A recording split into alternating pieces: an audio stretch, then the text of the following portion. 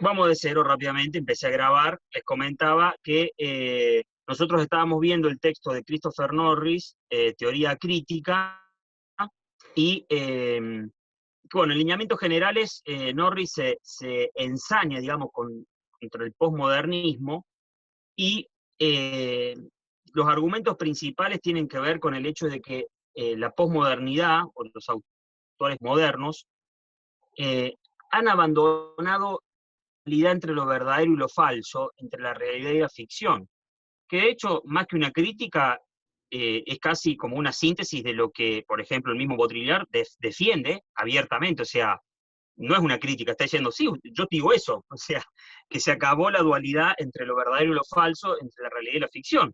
De hecho, lo que, para recordarlo, Baudrillard sostiene que el simulacro no puede ser parado a la ficción porque viene a suplantar el lugar de lo real. No digo suplantarlo, no es un reflejo de lo real, no, es otra cosa que suplanta lo real, él lo llama, es la suplantación de lo real por los signos de lo real. Y cuando él habla de los signos de lo real, para reírse al simulacro, sostiene eso porque el simulacro también tiene efectos de realidad, pero son efectos de realidad que no provienen de la realidad misma, ¿no? Que vienen de una simulación.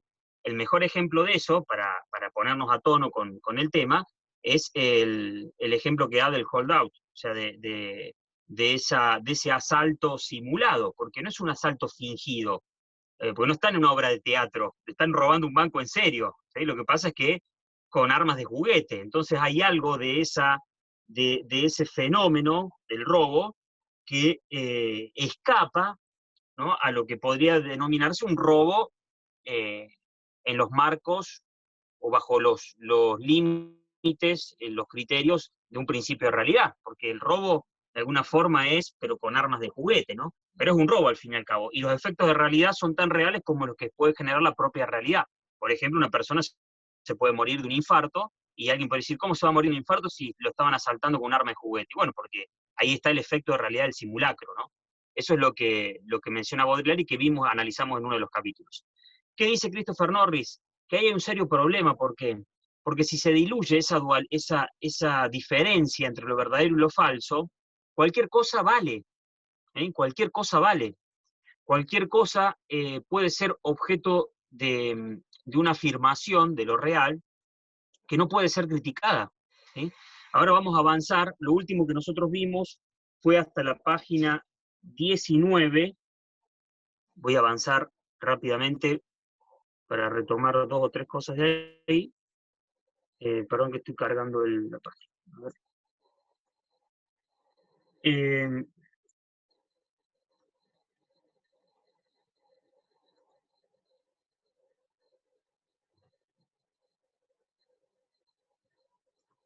Reconstruyendo a Baudrillard, Christopher Norris dice, perdón, acá estoy en la página 19, esto yo se los leí, está grabado, pero lo voy a retomar desde aquí. ¿Se ve bien ahí o lo amplío un poco más? A ver, Sí, ahí. profe, se ve bien. Sí, profe, se ve Esta bien. es la reconstrucción que hace, ¿no?, Christopher Norris, y dice, lo voy a leer muy rápidamente, dice, para aquellos que conocen sus escritos anteriores, dicho argumento no le vendrá quizá por sorpresa, puesto que la tesis de Baudrillard establece que hoy habitamos en el reino de la apariencia puramente ficticia o ilusoria. Esto ya charlamos, que posiblemente lo que hace Norris ahí es decir, miren, yo no creo que tenga una lectura errónea de Baudrillard, es decir, que no haya leído a Baudrillard, sino que él dice, no jodan, eso del simulacro en última instancia es una ficción. Baudrillard dice que no, pero Norris lo enmarca en esos términos.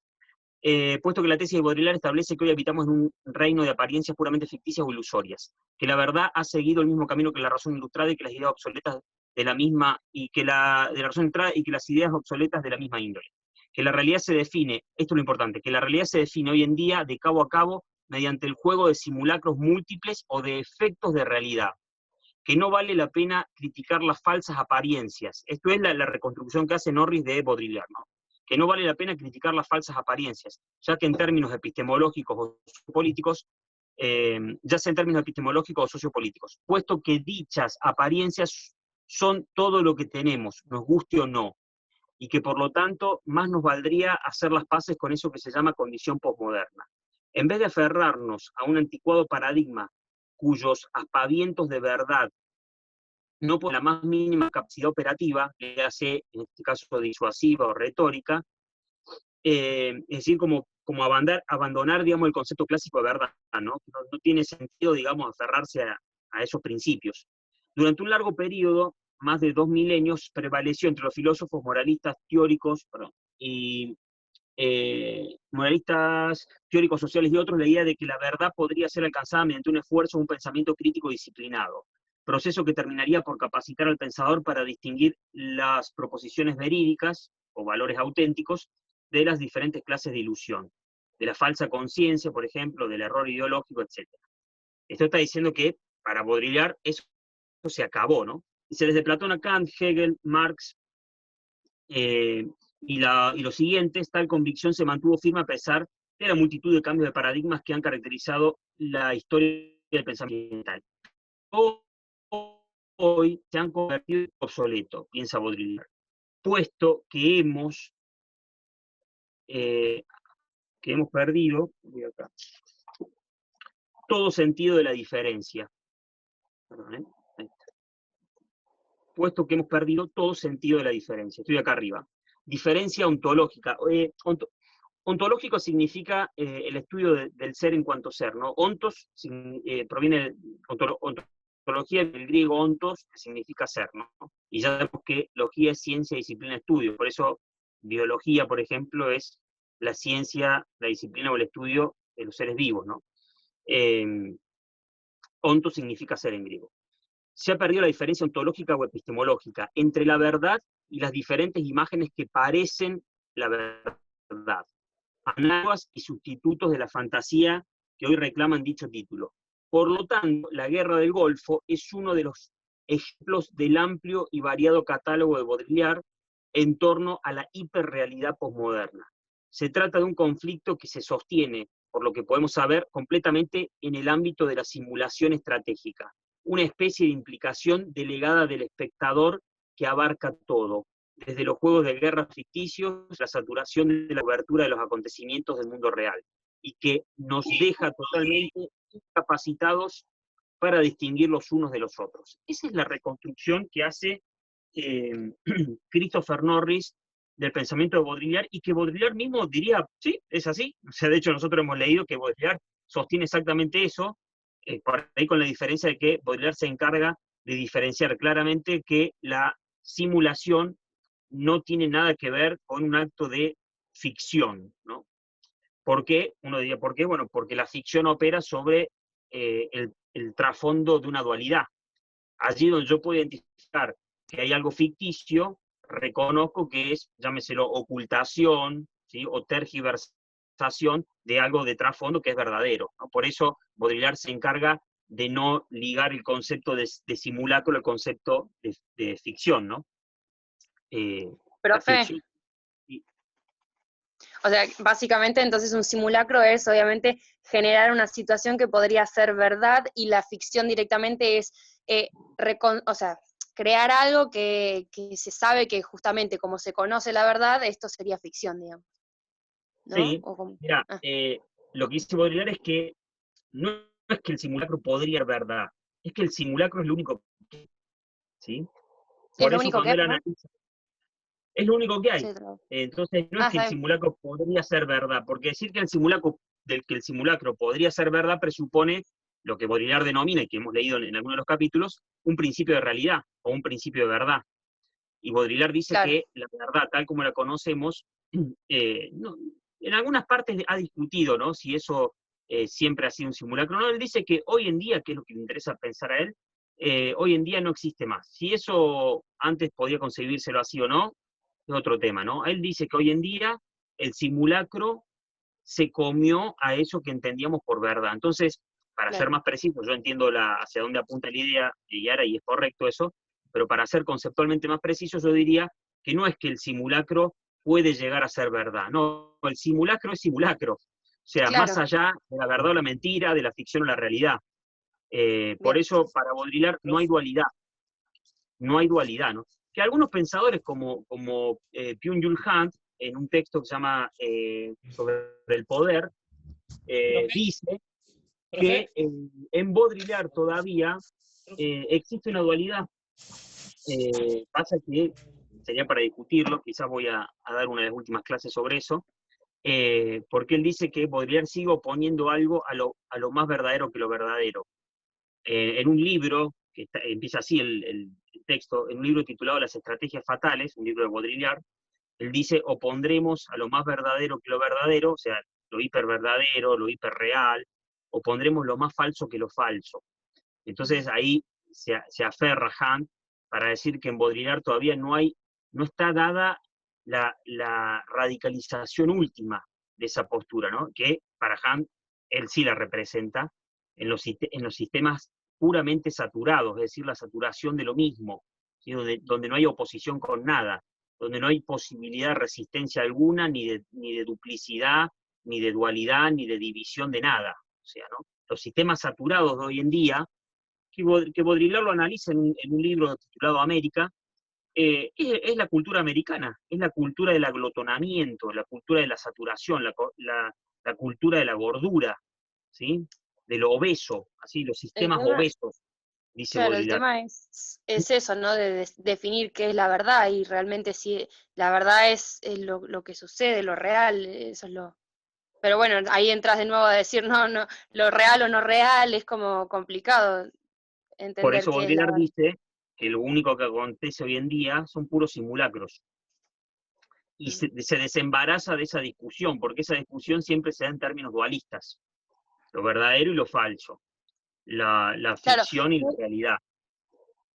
yo ya había publicado una cosa que me había dado risa, que, o sea, aparece un gato así con una cara de confundido que dice, cuando te das cuenta de que la mayoría de tus pensamientos son relatos autoconstruidos que te consuelan y ponen en orden tu visión del mundo, y ya no sabes si lo que piensas es un relato más o una verdad objetiva, justo. Ah, mira. me hizo acordar a Baudrillard va en eso, esa porque línea, ¿no? y aparece un gato así como re desorientado.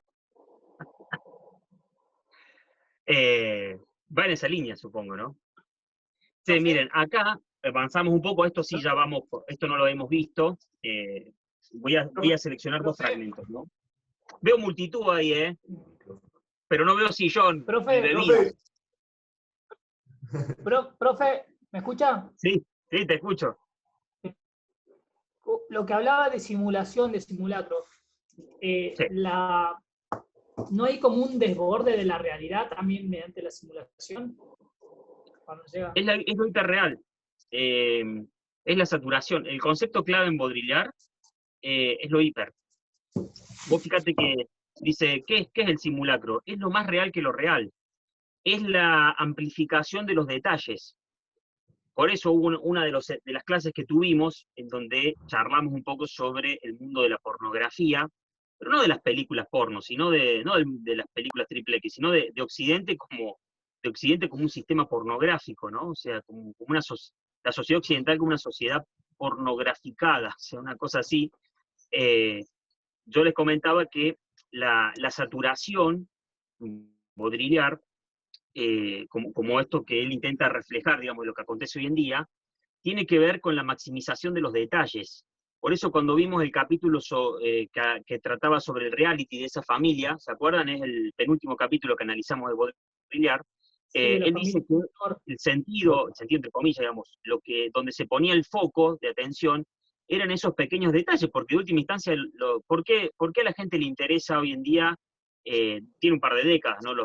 Pensemos en el Gran Hermano, por ejemplo. ¿Por qué a la gente le interesaría tener cámaras disponibles para ver las 24 horas qué está haciendo de la vida de alguien que está en una casa, ¿no? Como la casa de Gran Hermano, y si no es para ampliar detalles, ¿no? Por ejemplo, cuando están cocinando, obviamente que siempre esos detalles que se intentaban ampliar eran los detalles de la intimidad que podía llegar a darse, ¿no? Entre los integrantes de la casa. O sea, cuando digo intimidad me refiero a la posibilidad de mantener relaciones sexuales.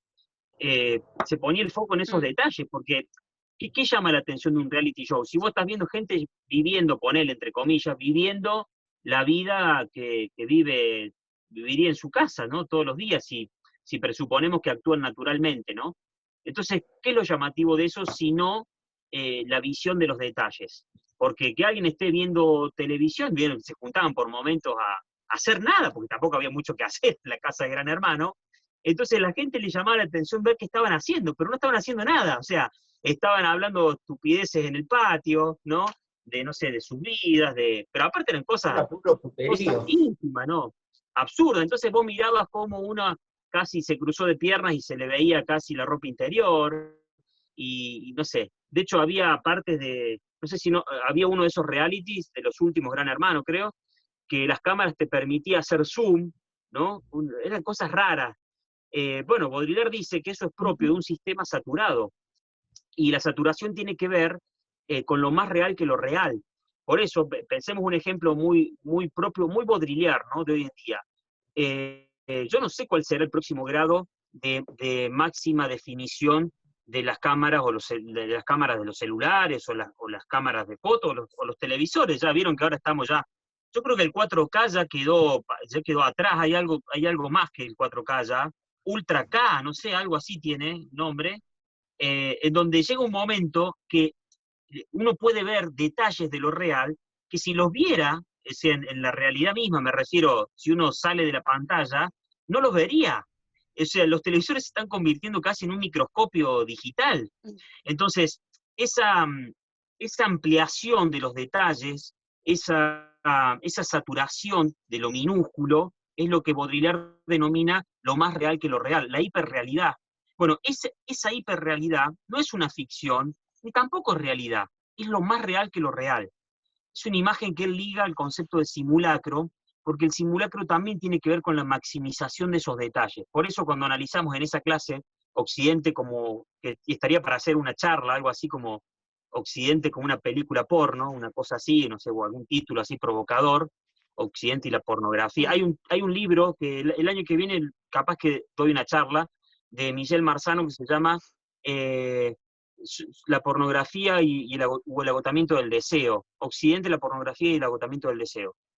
Que va por esta línea. Mira, Walter, te respondo específicamente eso. Para Baudrillard, la tesis de él es que vivimos en un tiempo que lo que acontece es lo más real que lo real. Y lo más real que lo real no es una mera amplificación de la realidad. Termina generando otra cosa. Termina generando un simulacro. ¿Sí? Es una amplificación que ni siquiera es distorsión, es como que los signos de lo real, de esa ampliación, se comieron la realidad misma. Por ejemplo, cuando él habla de los sistemas obesos, él pone como ejemplo Estados Unidos. Los sistemas obesos son sistemas que implosionan, es decir, la categoría del occidente actual no es la explosión de lo real, no, es la implosión de lo real, ¿sí? Es todo aquello que no tiene una exterioridad, sino que lo engulle todo, ¿sí? Que lo absorbe, lo traga, pero lo traga aglutonadamente, ¿no? Esa es la tesis de Baudrillard en varios libros, ¿no? En Las estrategias fatales, en América, eh, en El otro por sí mismo también. O sea, hay varios textos que, bueno, todo Baudrillard ronda y le va dando diferentes matices, ¿no? Pero bueno, no sé si eso responde, Walter, o sea, Sí, sí. no es una mera radicalización de lo real, sino que es la radicalización de lo real, pero que genera otra cosa, la hiperrealidad. Esa es la tesis de Baudrillard. Bueno, volvemos a Christopher Norris, y estoy en la página 21, estoy acá, miren, bueno, después les paso el texto ahí. Dice, acá, lo voy a ampliar un poco más. Dice, acá viene la crítica, ¿no? Dice, la principal confusión en el pensamiento de Baudrillard es su costumbre de equiparar lo que en la actualidad contingentemente parece creíble con lo que puede llegar a conocerse desde un punto de vista crítico o de búsqueda de la verdad. Es evidente que esto corre parejas con la moda más extendida por las teorías del conocimiento pragmáticas, antifundacionalistas o basadas en un consenso. Teorías que dan por supuesto que la verdad en cualquier situación dada puede ser solamente una cuestión de valores y creencias que prevalecen entre los miembros de una comunidad interpretativa. Esta es la crítica que dirige Christopher Norris a Baudrillard, que para estos pensadores posmodernos, esta es la clave acá, dice, la verdad en cualquier situación dada puede ser solamente una cuestión de valores, es decir, algo relativo, ¿no? Depende de cada sujeto y de la valoración que le dé cada sujeto a lo real, una mera cuestión de valores y creencias que prevalecen entre los miembros de una comunidad interpretativa. Perdón.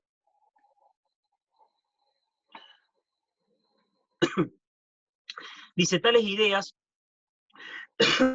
han gozado de un considerable auge entre filósofos, esto no importa, posanalíticos tales como Richard Rorty, críticos literarios, bla, bla. No importa eso. Argumentando que sus pretensiones de verdad son redundantes, que sus conceptos y categorías son metáforas sublimadas u objetos de un bagaje metafísico excedente, y que por lo tanto mejor nos iría si nos deshiciéramos de todas las tradiciones de empeños filosóficos equivocados, juntos con sus brotes posteriores en la sociología, la jurisprudencia, la crítica literaria, etcétera, etcétera. De nuevo, el postestructuralismo, que es como una corriente que surge, digamos, y que tuvo su auge en Francia, la Francia de la década del 60, del 70 y el 80, principalmente del 60. De nuevo, el postestructuralismo ha promovido la idea de que la realidad es un fenómeno puramente discursivo, es decir, que no hay ninguna objetividad en sentido clásico, ¿no? Es decir, que no se puede llegar a un trasfondo, una piedra de toque, sino que la verdad y la realidad terminaría siendo una mera construcción subjetiva, o en el mejor de los casos intersubjetiva, que no va más allá de esa instancia, ¿no? Y que por lo tanto roza en alguna medida la imposibilidad de encontrar un trasfondo último, ¿no?, sobre el cual asentarse. Por eso uno puede decir que la guerra nunca ha tenido lugar y darle 10.000 vueltas y decir que en realidad fue siempre un mero simulacro que lo hemos construido nosotros, ¿no? Y que, nuevamente recalco, Baudrillard no está diciendo que no fueron aviones, que no fueron buques de guerra, que no desplegaron tropas en Irak, no está diciendo eso. Lo que está diciendo es que a nosotros nos vendieron una supuesta guerra, cuando en realidad lo que ocurrió, esto ya lo dije en la clase pasada, fue básicamente que tiraron 3, 4 tiros de uno de los bandos, digamos, del lado de Estados Unidos, y que del otro lado no le podían hacer ni cosquillas. Por eso, de golpe, que en parte eso parece ser así. Yo recuerdo que repetían hasta el cansancio el derribo de un avión estadounidense por un misil iraquí, pero era lo único que lograron hacer, y yo no sé hasta qué punto eso realmente fue así, y si lo fue, hay como una repetición. Vieron que las noticias tienen esa cuestión repetitiva que termina generando un efecto de realidad. Miren, les voy a comentar algo que pasó acá en Argentina hace un par de años, y lo van a poder corroborar. Los canales de noticias, si se corta, volvemos un ratito. Los canales de noticias van a ver que ese dicho de que no hay 2 sin 3 aplica siempre. Yo me acuerdo una vez que cayó un rayo en la costa argentina, creo que en Gesell, y mató a una persona, ¿sí? Bueno, o curiosamente, qué curioso, que a la semana sale otra noticia de que cayó otro rayo en la costa, también por esa zona, si no era por Gesell, era por Mar del Plata, qué sé yo. Y a la semana o a los días sale un informe también de que cayó otro rayo en la costa. Y ahí nos queda para pensarlo, o que estamos ante un acontecimiento absolutamente extraño, ¿sí? O coincidencia, que cayeron 3 rayos en la costa, como nunca antes en la historia de la costa argentina, y los canales de noticias hicieron eco de ese acontecimiento, o que en realidad los rayos caen siempre. Lo que pasa es que los medios generan cuerpo de una noticia repitiéndola, ¿sí? Entonces, de golpe, uno no sabe si los medios de comunicación reflejan la realidad o la construyen. Pero construirla no es desde la ficción, sino desde esa reiteración. Entonces, ¿eso qué generó? Que hubo, por un breve lapso de tiempo, una venta fenomenal de pararrayos. Entonces la gente tenía un pararrayos al pedo, o sea, tenía un pararrayos necesariamente en su casa, que además lo mejor que podrías hacer es no tener un pararrayos en tu casa, porque lo que estás haciendo es con un pedazo de alambre, ¿sí? Que no sirve para nada, estás atrayendo la posibilidad de un rayo que te va a volar el pararrayo, tu casa, vos, tu patio, qué sé yo, ¿viste? Lo que sea, y lo mejor es tener, como de hecho ocurre, algún pararrayo por ahí gigante, una antena, ¿no? Y bueno, eso es lo que genera el efecto de realidad, en este caso de los medios de comunicación, que eso es lo que, véanlo ustedes, ¿no? Yo me acuerdo una vez con el tema de la inseguridad en Buenos Aires, yo me había ido a vivir a Capital, y el único lugar que había conseguido, afortunadamente, fue un departamento turístico en pleno Palermo, o sea, la pasé genial, pero ¿qué pasaba? Había mucho hurto, mucho robo así, pero menor. Entonces un día me levanto y veo el frente de mi edificio en todos los canales. Y de golpe todos estaban hablando de la inseguridad en Capital Federal y en el barrio de Palermo, y eso duró como 3 semanas. Y después de golpe parece que no pasó más nada, o sea, que no hubo más inseguridad. Esa saturación de la información genera efectos de realidad. Incluso entre nosotros mismos, fuimos a comprar una alarma, una alarma para el edificio. Si no hubiese ocurrido eso, no lo hubiésemos comprado, obviamente. Entonces, en ese sentido, Baudrillard se refiere a que la radicalización de un fenómeno genera un efecto de realidad. Pero ese fenómeno que se radicaliza termina siendo una construcción también. Y eso es lo que critica Christopher Norris, que hasta un punto, yo no sé si no es así realmente, ¿no? Y que los posmodernos de alguna forma han dado en la tecla. Por ahí lo que ocurre es que se han radicalizado demasiado en esa postura, y por eso Christopher Norris lo denota, ¿no? Diciendo, che, tiraron por la borda toda posibilidad de un pensamiento crítico. Básicamente es eso lo que está diciendo. Tiraron por la borda. Si todo es una mera interpretación, una mera construcción interpretativa de lo real, ¿qué crítica se puede aplicar a eso? Ninguna, ninguna. Bien, por último, en la página 22, creo que ya cerramos bien en 40 minutos, miren. Cierro acá. Página 22.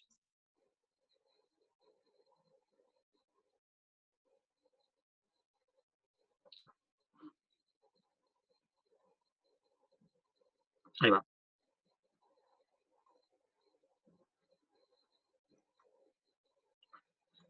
Página 22. Dice a la mitad de lo que es propiamente el primer párrafo de la página 22, está como a la mitad del texto, dice, no obstante existe el hecho de que sus argumentos, los de Baudrillard, son tomados en serio, hasta tal punto que Baudrillard puede aventurar sus ridículas tesis sobre la guerra del Golfo sin miedo a ser tachado luego de charlatán, o a que dichas tesis sean anuladas por el curso de los acontecimientos del mundo real. Entonces no puede hacerlo tranquilamente porque sabe que ocurra lo que ocurra, él va a poder quedar siempre bien parado. De hecho, él escribió después de la guerra, el artículo que él había publicado se titulaba La guerra del Golfo no tendrá lugar.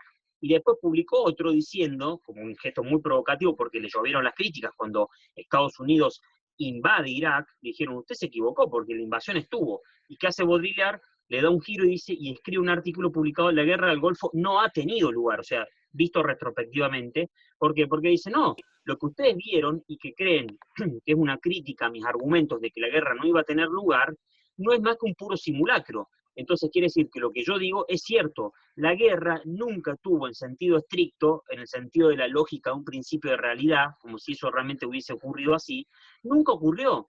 Lo que ustedes vieron y lo que realmente ocurrió fue un fenómeno televisivo saturado, repetitivo, que nos hizo ver que había una guerra donde en realidad hubo 4 tiros. ¿Que hubo muertos? Claro que hubo muertos, pero no esa cosa fenomenal que uno cree que ocurrió. Esa es la tesis de Baudrillard, ¿no? Pero bueno, eso es lo que ocurrió en ese libro que salió así, La guerra del Golfo no ha tenido lugar. Y acá dice Christopher Norris que esa es la defensa de Baudrillard, que puede aventurar sus ridículas tesis sobre la guerra del Golfo sin miedo a ser tachado luego de charlatán o a que dichas tesis sean anuladas por el curso de acontecimientos del mundo real. Sería posible decir de manera justificada que Baudrillard no es en modo alguno una figura representativa, que lleva sus argumentos más allá de lo que otros considerarían aceptable y que por lo tanto sus necedades no deberían ser tratadas como un procedimiento válido de esta empresa. Tampoco desearía yo negar este punto, tras haber pasado mucho tiempo durante los últimos años empeñado en desmarañar los cabos del amplio pensamiento postestructuralista y en mostrar de qué manera, por ejemplo, la deconstrucción derridiana, se refiere a un filósofo francés contemporáneo llamado Jacques Derrida, no viene al caso, él defiende a Derrida y lo saca de la movida posmoderna, sostiene el impulso de la crítica de la Ilustración, incluso si somete a tal crítica, no importa. ¿Qué está diciendo ahí Christopher Norris? Que en última instancia, ¿por qué las tesis de Baudrillard no pueden ser tomadas en serio? Porque no se las puede criticar. ¿Por qué? Porque para criticar a Baudrillard uno debe partir de un punto de vista, ¿sí?, que es precisamente el que Baudrillard dice no existe, eso no existe. Entonces cualquier crítica, ¿por qué no? Porque la crítica misma para Baudrillard no existe. La posibilidad de la crítica no existe. Entonces, ¿cuál sería el argumento que rebate a Baudrillard? Y ninguno. Entonces acá viene el problema. Si todo es verdadero, esto es una de las tesis clásicas